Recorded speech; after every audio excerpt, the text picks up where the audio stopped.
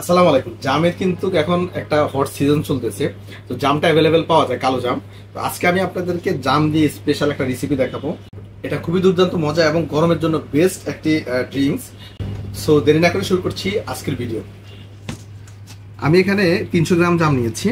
জামগুলো একেবারে কষলে নিতে হবে, জাস্ট একেবারে কষলিয়ে, যতটুকু সম্ভব কষলিয়ে বিচিগুলো ফেলে দিতে হবে।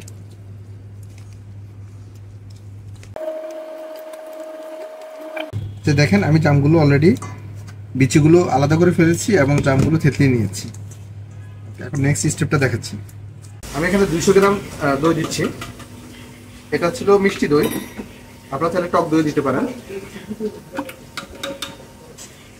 জাস্ট 200 গ্রাম দই আর কিছু বরফ কুচি,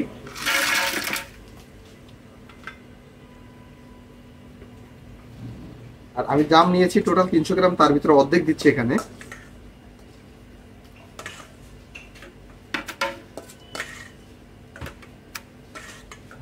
একটু লেবুর রস, জাস্ট পিঞ্চ, বেশি দেওয়া যাবে না, হালকা। আর আমি সাজেস্ট করি সবসময় এটার সাথে অল্প একটু বিট লবণ, একেবারে কম, এতে করে ফ্লেভারটা অনেক সুন্দর আসে। তারপর ব্লেন্ড করে নিচ্ছি।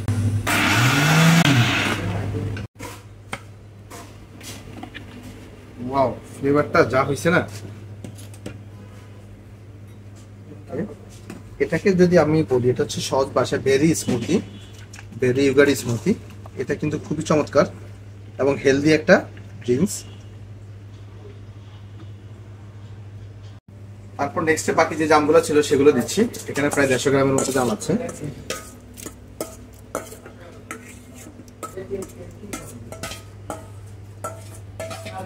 দুই টেবিল স্পুন সুগার,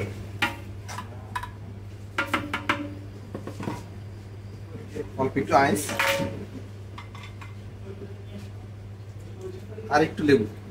লেবু যদি আমি বলি, একটার অর্ধেক দিয়েছি, লেবু দিয়েছি একটা লেবুর অর্ধেক।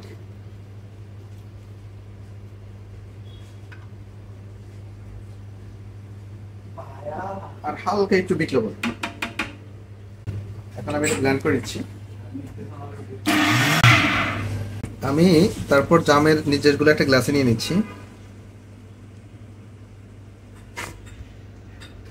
আর সার্ভিং এর সময়, সার্ভিং এর আগে জাস্ট অল্প একটু সোডা দিয়ে দিচ্ছি।